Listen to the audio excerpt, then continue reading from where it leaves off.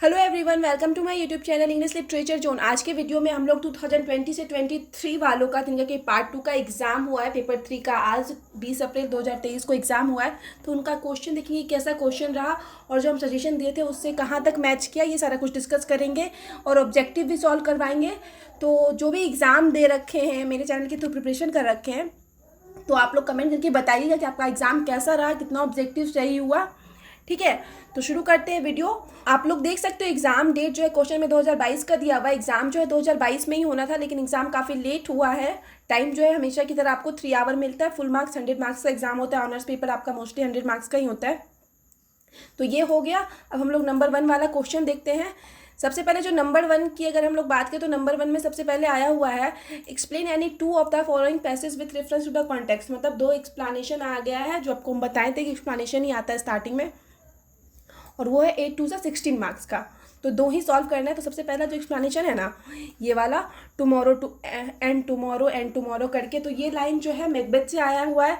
और अब की बार के लिए हम आपको इम्पोर्टेंट बताए भी थे, इसका वीडियो भी अपलोड कर दिए थे यूट्यूब पे, और टेलीग्राम पे पीडीएफ भी अपलोड था।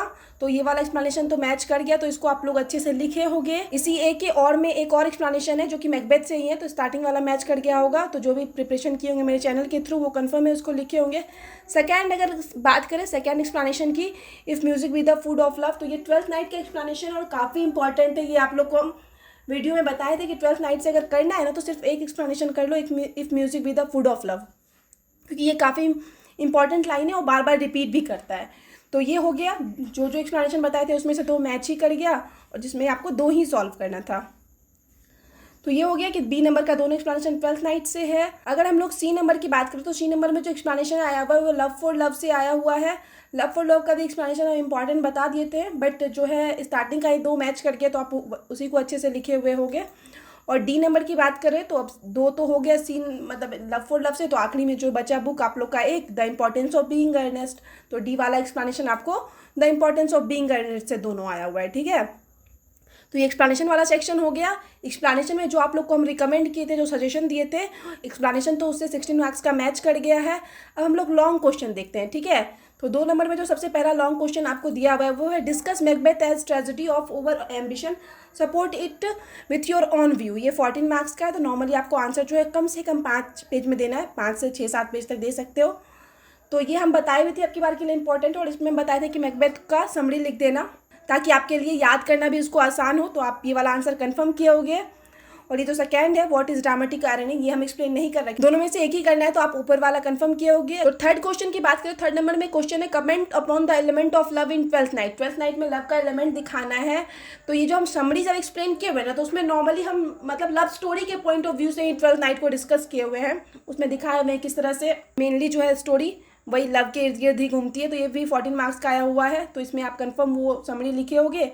और ऐसे तो सजेशन में हम ये भी बता दिए थे कि कैरेक्टर स्केच ऑफ वायोला आपकी बार के लिए इंपॉर्टेंट है। अगर 4th नंबर की बात करें तो 4th में sketch the character of Angelica. Angelica character sketch पे वीडियो भी हम अपलोड कर दिए थे, पीडीएफ भी अपलोड है, और आपकी बार के लिए इंपॉर्टेंट है, ये भी बताए हुए। तो कंफर्म है ये 4 नंबर वाला भी आप कर ही लिए होंगे। इसके बाद हम लोग 5th नंबर में देखते हैं कि 5th नंबर में क्या है। 5th नंबर की बात करें तो 5th नंबर में जो है sketch the character of Algernon आया हुआ है, और इसी में आया हुआ है evaluate the importance of being Earnest as a typical farce comedy. ये वाला हम आपको बताए थे आपकी बार के लिए इंपॉर्टेंट है, ये आएगा। तो ये आ ही गया है। तो हम जब सजेशन अपलोड किए थे ना, तो उसमें फार्स कॉमेडी से ही The importance of being Earnest को शुरू किए थे। तो स्टार्टिंग का वही 2-3 लाइन लिख के आप सेम समरी लिख सकते हो, आपको अच्छा मार्क्स आ जाएगा। तो ये वाला भी आप लोग कंफर्म किए होंगे। बहुत टाइम से हम आप लोग को बोल रहे थे प्रिपरेशन अच्छे से करना, जो वीडियो अपलोड है एटलीस्ट उसकी प्रिपरेशन रखो। तो ये हो गया कि लगभग सारा क्वेश्चन मैच कर गया है। क्वेश्चन बाहर नहीं आया हुआ है जो भी हम रिकमेंड किए थे उससे, एक भी क्वेश्चन अभी तक। तो 6 नंबर की बात करते हैं। 6 नंबर में जो है आपको 4 2 8 मार्क्स का ना आ जाता है शॉर्ट नोट्स, मतलब 2 पे ही शॉर्ट नोट लिखना है। तो इसमें से 4 ऑप्शन है। इस 4 ऑप्शन में से ना हम स्टार्टिंग में आपको 4 रिकमेंड किए थे याद करने के लिए अब की बार के लिए। उस 4 में से ही ना 3 मैच कर गया है, फार्स, कोरस और कथारसिस। ये बोले थे कि कंफर्म प्रिपेयर करके जाना, और इसके साथ एक ट्रेजेडी रिकमेंड किए थे। तो 3 मैच कर गया। इस 3 में से जो भी आपको 2 याद होगा आप कंफर्म लिख सकते हो। तो ये 6 नंबर वाला भी मैच कर ही गया। अब 7 नंबर की बात करें तो 7 नंबर में आया हुआ है choose the correct option from the choices given below. मतलब यहाँ पे ऑब्जेक्टिव आया हुआ है जो कि 10 2 20 मार्क्स का ऑब्जेक्टिव है। हर क्वेश्चन जो है आपको 2 मार्क्स का है, तो इस वजह से ऑब्जेक्टिव भी इंपॉर्टेंट हो जाता है। ठीक है, तो सबसे पहला जो ऑब्जेक्टिव है, who is the goddess of which craft in the play Macbeth. Macbeth में जो चुड़ैल थी तो उनकी गॉडेस कौन थी, तो ये सही वाला ऑप्शन जो है ना ये 2 होगा।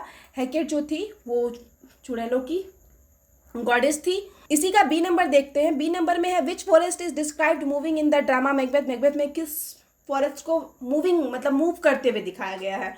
तो एक आप लोग को याद होगा कि समरी में हम बताए हुए हैं कि बिरमन फॉरेस्ट मतलब चुड़ैल जो है मैकबेथ को अच्छा श्राप देती है कि जब बिरमन फॉरेस्ट खुद से चल कर तुम्हारे पास आएगा तब तुम्हारी मृत्यु का दिन आ जाएगा।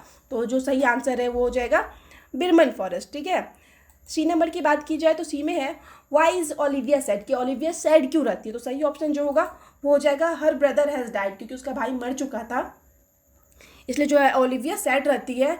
ये हम समरी में डिस्कस किए हुए हैं। ठीक है, तो ये सी भी हो गया, इजी ही रहा है अभी तक का।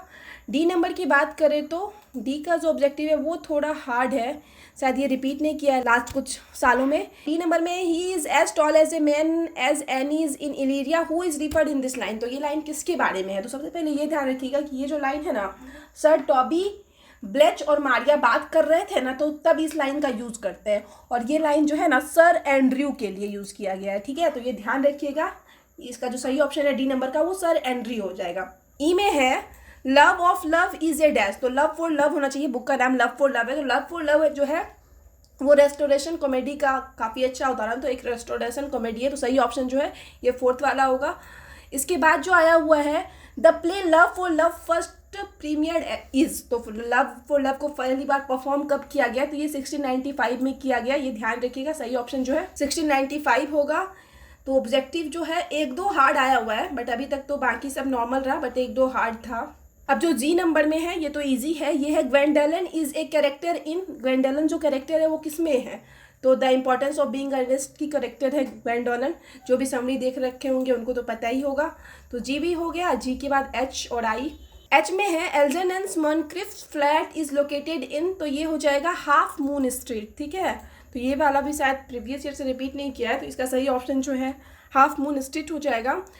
विच name does Viola takes in her disguise. तो वायोला जब अपना वेश बदलती है तो कौन सा नेम लेती है।